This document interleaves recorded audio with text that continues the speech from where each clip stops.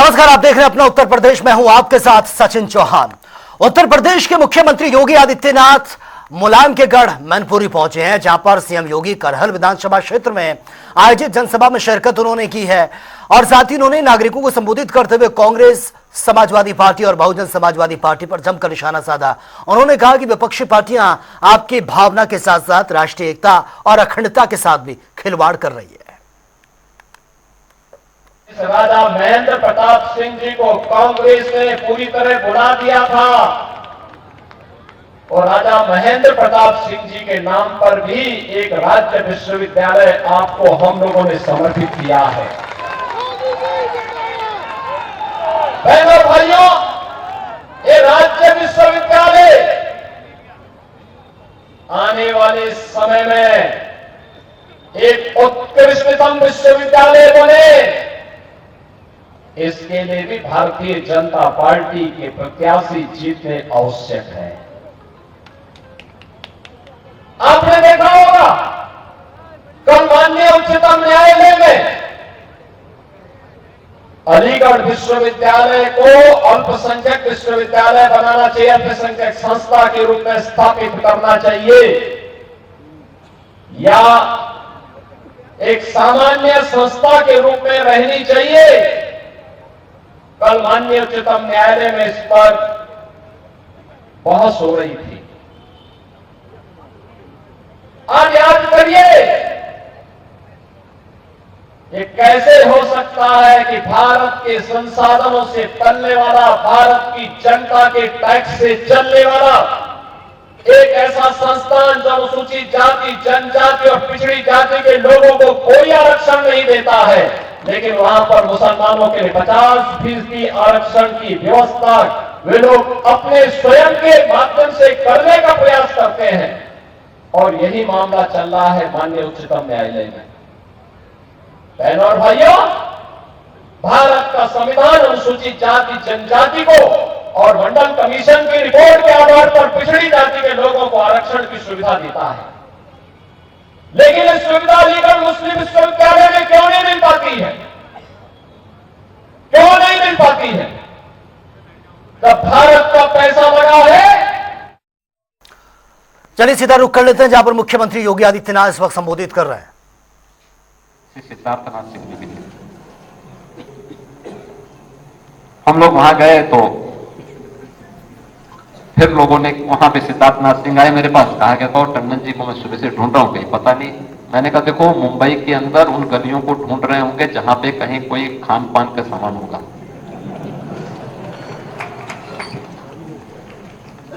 कुछ देर के बाद टंडन जी पहुंच गए तो मैंने उनसे पूछा, मैंने कहा टंडन जी कहां चले गए? कहा नहीं कुछ परिचित है। वो ये था यहाँ पे कान का। तब तक सिद्धार्थनाथ सिंह ने कहा कि एक्स्ट्रा था, टंडन जी को पता ही नहीं कि किस गली में कौन सा खान पान है। उन्होंने कहा चलिए कश्मीर से लेकर कन्याकुमारी तक आप बताइए आपको क्या पसंद है, मैं आपको बता दूंगा। उस गली में ये सामान आपको इस जिले के अंदर, इस राज्य में मिल जाएगा।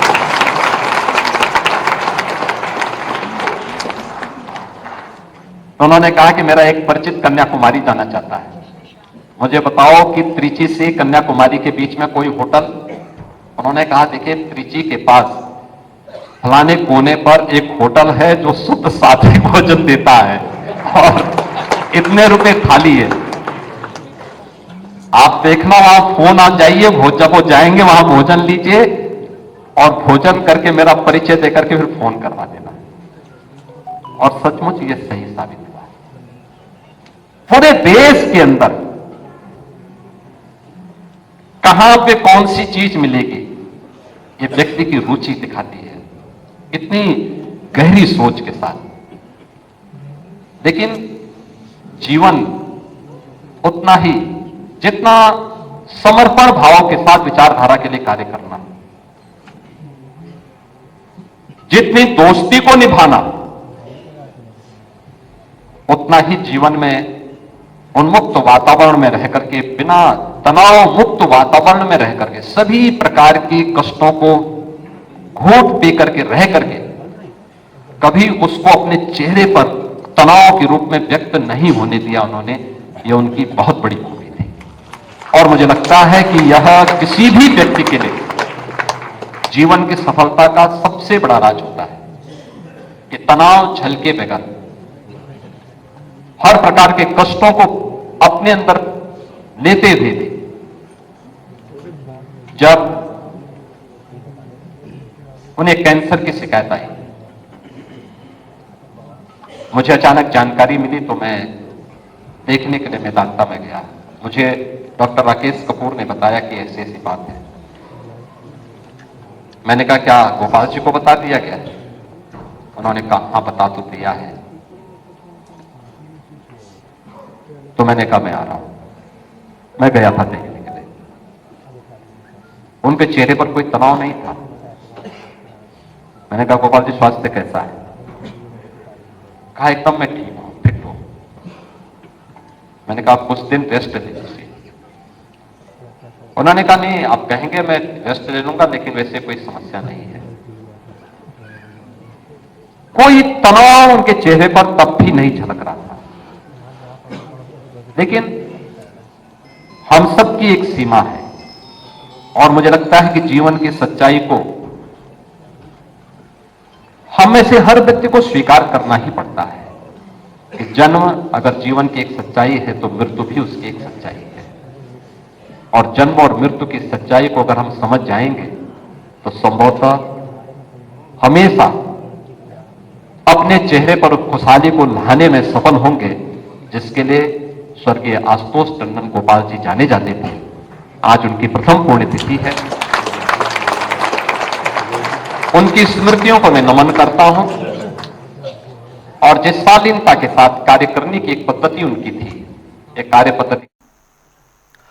उत्तर प्रदेश महिला आयोग ने महिलाओं की सुरक्षा को बढ़ावा देने के लिए एक महत्वपूर्ण कदम उठाया है और राज्य में महिलाओं के कपड़ों का माप लेने के लिए अब पुरुष दर्जी को अनुमति नहीं है और बुटीक और महिलाओं के कपड़ों की दुकानों पर महिलाओं के कपड़े का माप अब महिलाओं द्वारा ही लिया जाएगा।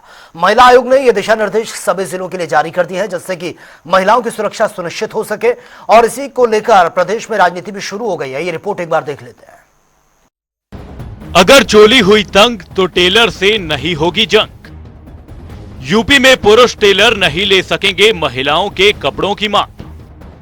न मेल ट्रेनर जिम में दे पाएंगे ट्रेनिंग। उत्तर प्रदेश महिला आयोग का प्रस्ताव। उत्तर प्रदेश में महिला सुरक्षा को लेकर एक कदम उठाते हुए राज्य महिला आयोग की अध्यक्ष डॉक्टर बबीता सिंह चौहान ने जिम, ब्यूटी पार्लर, सैलून और टेलर की दुकानों पर महिला ट्रेनर और कर्मचारियों की उपस्थिति अनिवार्य करने का आदेश जारी किया है। उनका मानना है कि इस फैसले से महिलाओं की सुरक्षा के साथ साथ रोजगार के अवसर भी बढ़ेंगे। उनके इस निर्णय का उद्देश्य महिलाओं के खिलाफ बढ़ते उत्पीड़न के मामलों पर रोक लगाना और एक सुरक्षित वातावरण प्रदान करना है। साथ ही प्रदेश में महिलाओं की सुरक्षा को ध्यान में रखते हुए राज्य महिला आयोग अध्यक्ष बबीता चौहान ने एक अहम कदम उठाया है। अब राज्य में जिम, ब्यूटी पार्लर, सैलून और टेलर की दुकानों पर महिलाओं की नियुक्ति अनिवार्य होगी। बबीता चौहान का कहना है कि इस फैसले का उद्देश्य न केवल महिलाओं को एक सुरक्षित माहौल देना है, बल्कि उनके लिए रोजगार के नए अवसर भी पैदा करना है। दर्जी की दुकानों पर महिला कर्मचारी अनिवार्य, जिम में महिलाओं के लिए महिला ट्रेनर, ब्यूटी पार्लर में पुरुष कर्मचारी के लिए भी नियम, स्कूलों की बसों में महिला सुरक्षा कर्मी या शिक्षिका, नाट्य कला केंद्रों में महिला डांस ट्रेनर और सीसीटीवी। उन्होंने जिम और सैलून में महिला कर्मचारियों की नियुक्ति का नियम बनाया ताकि महिलाओं को एक सुरक्षित और अनुकूल माहौल मिल सके। महिलाओं को सुरक्षा के साथ साथ रोजगार का अधिकार भी दिया जाना चाहिए। इस निर्णय के तहत पुरुष कर्मचारियों को नहीं हटाया जाएगा, बल्कि महिला कर्मचारियों को भी साथ में रखा जाएगा। तो फिर भी बात तो हो जाएगी कि पुरुष कैसे काम सिखाएंगे जब हर चीज में ऑब्जेक्शन है पुरुष का। अभी तक इतने साल से पुरुष ही नाप ले रहे हैं, बना रहे हैं, दे रहे हैं सब कुछ। इस तरह के कोई भी ऑब्जेक्शन किसी को नहीं हुआ, कोई लेडीज को भी, कोई महिला को, कोई किसी को कुछ तरीके से नहीं हुआ। तो भाई हम लोग के हक के लिए कुछ होता है तो ठीक ही है, लेकिन लेडी कहाँ से हम लाएंगे? पहली बात तो ये है, नापने वाला लेडी चाहिए ना, कहाँ से लाएंगे? तो हम कर सकते हैं तो करेंगे, नहीं कर सकते तो जो है लेडीज रखेंगे। यदि दे पाएंगे तनख्वाह तो रहेगी, नहीं दे पाएंगे तनख्वाह तो वो जो खुद भाग जाएगी और हम भी बंद कर देंगे दुकान को, इस धंधे को बंद करेंगे। वहीं इस पर डॉक्टर बबीता सिंह चौहान ने कहा कि जिम, ब्यूटी पार्लर और सैलून में महिलाओं को उत्पीड़न का सामना करना पड़ता है, जिसमें वीडियोग्राफी से लेकर अनुचित व्यवहार जैसी घटनाएं शामिल होती हैं। उनका मानना है कि महिला कर्मचारी होने से महिलाएं खुलकर अपनी समस्याओं को साझा कर सकती हैं और अधिक सुरक्षित महसूस कर सकती हैं। इसके अतिरिक्त वे चाहती हैं कि इस फैसले से महिला रोजगार में भी वृद्धि हो और विभिन्न क्षेत्रों में महिलाओं की भागीदारी को बढ़ावा मिले। वहीं इस पर जनता टीवी ने डॉक्टर बबीता सिंह चौहान से खास बात की। इस समय यूपी में राज्य महिला आयोग की अध्यक्षा डॉक्टर बबीता सिंह चौहान ने कल जो एक सलाह दी है लोगों को, लोगों का एक नियम बनाए कि कुछ ऐसे जो है सरकार करे नियम कि जिससे महिलाओं को तमाम जो सुविधा होती है, चाहे वो टेलर को लेकर के हो, चाहे बसों में सफ़र को लेकर के हो, चाहे वो जो है ब्यूटी पार्लर में हो या जिम में हो, तो जो महिलाओं की दिक्कतें हो, जो उनके पास शिकायतें आई हैं, उसके आधार पर उन्होंने कुछ जो दिशा निर्देश दिए हैं, तो मैं उन्हीं जानूंगा क्या दिशा निर्देश हैं। जी, मेरा बिल्कुल ऐसा नहीं है, बट हाँ शिकायतें आई हैं और मैं महिला आयोग की अध्यक्ष भी हूँ और महिला भी हूँ, तो निश्चित रूप से मेरा दायित्व है कि मैं महिलाओं की सुरक्षा की दृष्टि से और महिलाओं को आत्मनिर्भर बनाने की दृष्टि में मेरा क्या सहयोग हो सकता है, मेरा क्या योगदान हो सकता है, मैंने उसकी पहल की है। मेरा सबसे पहले था कि जैसे जिम, आजकल बहुत जिम हैं और बहुत लोगों में क्रेज़ भी है, महिलाओं में भी बहुत क्रेज़ है, बच्चियों में बहुत क्रेज़ है, सब जिम जा रहे हैं, बहुत सारी तादाद में जिम खुले हुए भी हैं। वहाँ जो ट्रेनर होते हैं उसमें 99% जिम में ट्रेनर हैं वो सिर्फ लड़के होते हैं, पुरुष होते हैं। तो मेरा मानना है कि जिम में अगर पुरुष नौकरी कर सकते हैं, लड़के नौकरी कर सकते हैं, तो लड़कियों को नौकरी क्यों नहीं दी जा सकती? क्योंकि जब इतनी तादाद में है तो निश्चित रूप से वहाँ अपॉर्चुनिटी बहुत है। मैं कहती हूँ अगर एक शहर में अगर आपने टारगेट किया कि अगर 1500 जिम भी हैं, 1500 में अगर हमने दो भी अपनी बहनों को, अपनी महिलाओं को अपना वहाँ नौकरी दिलवाई, तो 3000 हमारी महिलाओं को नौकरी मिलेगी, रोजगार मिलेगी। 3000 महिलाएं तो कम से कम आत्मनिर्भर बनेंगी।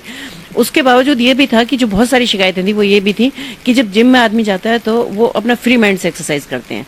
तो आपने देखा है कि एक्सरसाइज की ड्रेसेस या एक्सरसाइज करते वक्त जब हम एक्सरसाइज कर रहे होते तो हम एक्सरसाइज ही कर रहे होते हैं वहाँ। तो उसमें क्या होता है कि कई बार हाथ पैर पकड़ के इधर उधर भी कराना होता है जो वहाँ के ट्रेनर हैं, तो महिलाएं अनकंफर्टेबल फील करती हैं।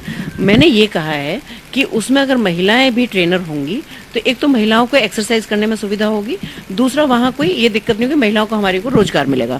और जो मेरे पास शिकायतें हैं तो कहीं ना कहीं उन शिकायतों में भी कमी आएगी, क्योंकि वहाँ क्या करते हैं लड़के अक्सर वीडियो बनाते हैं, फोटो बनाते हैं और फिर उनको वायरल करते हैं उसके नाम पे, क्योंकि कोई महिला नहीं चाहती कि उसकी इस तरह की वीडियो बाहर आए या उसके फोटोग्राफ बाहर आए और फिर उनको वो ब्लैकमेलिंग का काम शुरू करते हैं। तो मेरा मानना यह है कि जो महिलाएं अगर बॉयज के साथ करना चाहती हैं, वो ट्रेनर बॉयज रखना चाहती हैं, तो वो रखें अपनी खुशी से। इसमें कोई मैंने ये बाउंड नहीं किया कि महिलाओं को ये रखना ही है। महिलाएं जो अपनी मर्जी से करना चाहती हैं वो करें, लेकिन जो महिलाएं महिलाओं के साथ कंफर्टेबल रहती हैं या महिलाओं के साथ अपना एक्सरसाइज करना चाहती हैं उनके लिए महिला रखी जाए। यही मेरा आता है पार्लर के ऊपर कि ब्यूटी पार्लर आज तक हमने देखा ब्यूटी पार्लर महिलाओं के लिए होते हैं। पहले महिलाओं के पार्लर में महिलाएं ही काम करती थी, उनकी जगह भी अब लड़के आ गए। हम कहते हैं कि जब आप अपॉर्चुनिटी देखते हैं कि भाई महिलाओं को हमें आत्मनिर्भर बनाना, हमारी सरकार दिन रात इस पर काम कर रही है कि हम महिलाओं को कैसे सुरक्षा दें और कैसे आत्मनिर्भर बनाएं, लेकिन महिलाओं की जगह भी वहाँ पुरुष लेते जा रहे हैं। तो मेरा मानना है पुरुष भी रखें लेकिन उसमें महिलाएं भी रखें, महिलाओं को भी रोजगार दें, क्योंकि महिलाओं से ज़्यादा अच्छा मेकअप या महिलाओं से अच्छे कपड़े पुरुष नहीं पहना सकते हैं। वहाँ थोड़ा सा मुझे ऑब्जेक्शन ये था क्योंकि जो मेरे पास शिकायतें आई थी कि आजकल जैसे ब्राइडल मेकअप होते हैं उनके लिए भी एक चलन सा चल गया है कि उसके लिए भी लड़के लेके आते हैं, लड़के लड़कियों को कपड़े पहना रहे हैं, उनको तैयार कर रहे हैं। और निश्चित रूप से जब कपड़े पहनाते हैं, जब करते हैं तो अकेले ही होते हैं ना वो, तो उनकी वीडियो ले लेके वो बाहर सारे में डाल रहे हैं, नहीं डालते हैं वो दिखाते हैं पहले। अगर क्योंकि कोई भी माँ बाप ये नहीं चाहेंगे कि हमारी बेटी को कोई दूसरा लड़का कपड़े पहनाए या हमारी बेटी को कोई तैयार करे जब इस तरह की बात होती है, क्योंकि ना तो ये हिंदुस्तान के संस्कार हैं और ना ही हिंदुस्तान की संस्कृति है कि इस तरह की चीज़ें हैं। तो मैं आपको ये बताना चाहती हूँ, मैं क्योंकि कम से कम कपड़े पहनाने का काम तो महिला करें, क्योंकि जब उस बच्ची की वो वीडियो बना के, क्योंकि वो वीडियो दिखाते हैं अपना प्रमोशन के लिए कि भाई हमने इस घर की बच्ची को तैयार किया या हमने ये मेकअप किया या हमने इतना खूबसूरत मेकअप किया, फिर उसको वो वायरल करने के डर से फैमिली वाले भी डरते हैं और बच्चियाँ भी डरती हैं, फिर उनकी वो ब्लैकमेलिंग शुरू हो जाती है वहाँ कि क्योंकि बच्ची भी चाहती है कि नहीं पता चले किसी को कि हमें किसने तैयार किया है।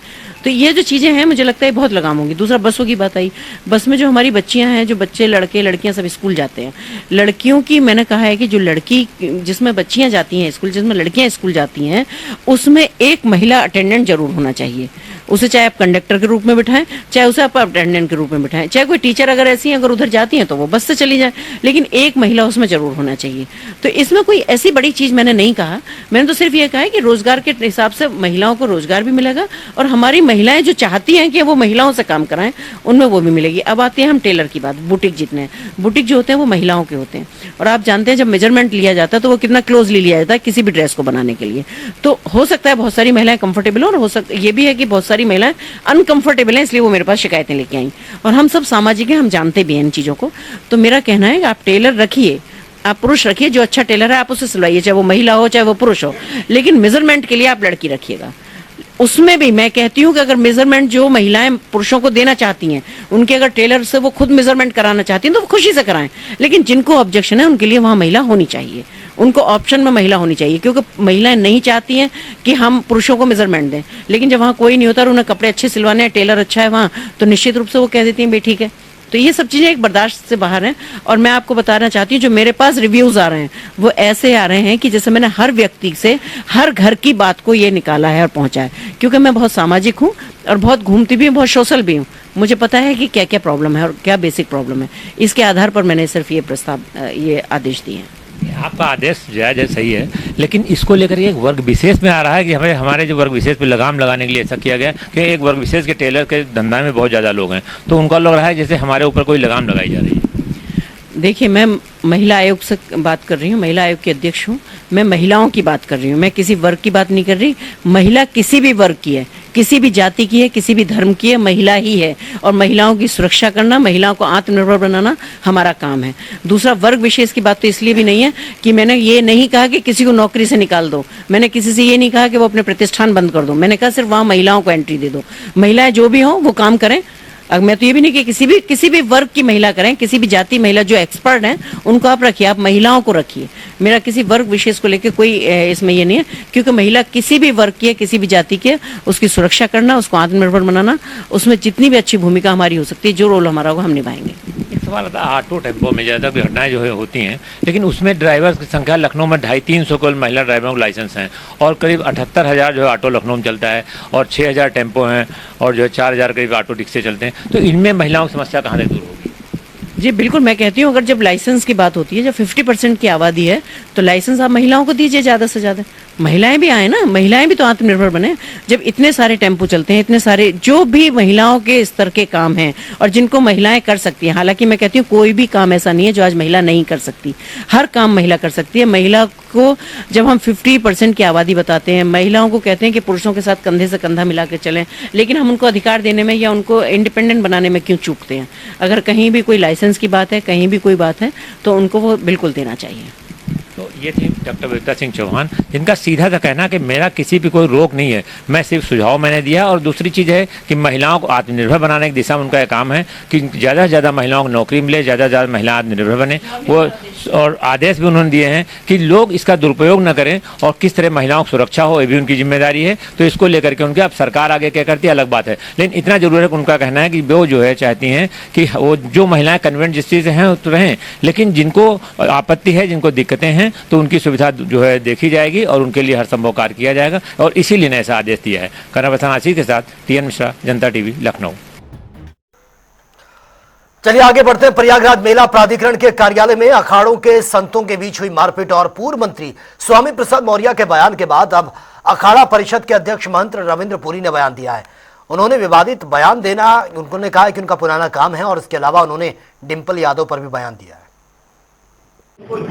अखिल भारतीय अखाड़ा परिषद ने कल बैठक की थी और जिसके बाद जमीन देखने के लिए वो मेला प्राधिकरण गए थे और जहां पर कुछ विवाद भी सामने आया था, उसमें कई अब बयान भी आ रहे हैं। फिलहाल हम बात करेंगे, आज भी बैठक थी, हमारे साथ अखिल भारतीय अखाड़ा परिषद के अध्यक्ष रविंद्र पुरी जी महाराज। महाराज जी, ये कुंभ का मेला आ रहा है, कैसे कार्य किया जाएगा, संत महात्मा आने वाले सबके नागा सन्यासी आएंगे, कहाँ जगह उचित है कहाँ नहीं है, जहाँ जो भी मतलब अपने निजी कार्य उसके लिए बात हुई है। बाकी हमने कोई सबके लिए कोई ऐसा प्रस्ताव या कोई बैठक नहीं की है।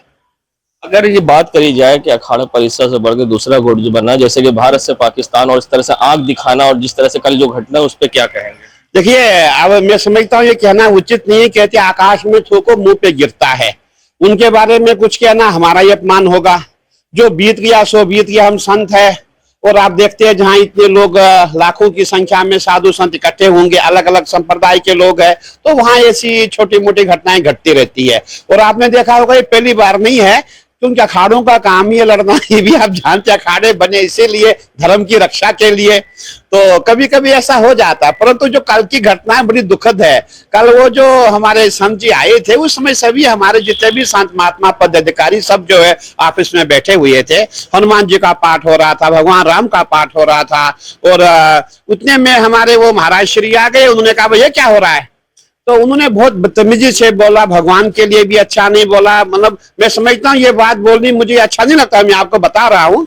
तो ऐसे शब्दों का प्रयोग किया जो हमारे छोटे जितने भी संत थे सबसे बर्दाश्त हुआ नहीं। देखिए, जो भी हमारे इष्ट देव को गाली देगा तो उसके लिए फिर मैं समझता हूँ मरना मिटना तो कोई बड़ी बात नहीं है। जो सवाल महाराज जी, स्वामी प्रसाद मौर्य अपने बयान को लेकर अक्सर चर्चा में रहते हैं। जो कल वीडियो वायरल हुआ है उस पर उन्होंने बहुत अभद्र टिप्पणी करी है। साधु संतों को गुंडे, साधु संत भगवा चोले में गुंडा बदमाश बताया। देखिए, आप देख रहे हैं स्वामी प्रसाद मौर्य जी आज से नहीं, जब से वो भाजपा से निकाले गए हैं तब से वो बयान ऐसे दे रहे हैं। और मैं समझता हूं कि उनको ज्यादा मैं सीरियस नहीं लेता है। और देवी देवताओं का वास है वो वहां की है। उन्होंने कहा कि भाई जो अखाड़ा परिषद ने जो निर्णय लिया है गैर हिंदू को यहाँ जगह ना मिले, इसके लिए उन्होंने खंडन किया है। मैं अपनी बहन को कहना चाहता हूं कि देवी जी आप उत्तराखंड की है, जब आपके साधु संत आपने खुद देखे हुए हैं जो उत्तराखंड में तपस्या करते हैं, जंगलों में रहते हैं, जब उनको कोई थूक खिलाएगा और उनको गंदी चीजें खिलाएगा तो हमसे बर्दाश्त नहीं होगा।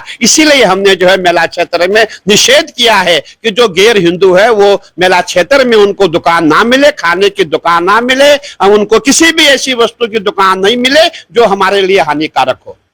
तो हमारे साथ महाराज रविंद्रपुरी जी थे जिन्होंने बताया कि डिंपल यादव के बयान से भी साधु संत काफी आहत है, और स्वामी प्रसाद ने जो मौर्य ने बयान दिया है उस पर भी उन्होंने निंदा की है। फिलहाल अब देखना होगा इस पर आगे क्या होता है और ये विवाद किस तरह से थमता है। जनता टीवी के लिए सैयद मोहम्मद आमिर, प्रयागराज। तो फिलहाल इस बुलेटिन में मेरे साथ इतना ही, लेकिन तमाम खबरों के लिए आप बने रहिए जनता टीवी के साथ। नमस्कार।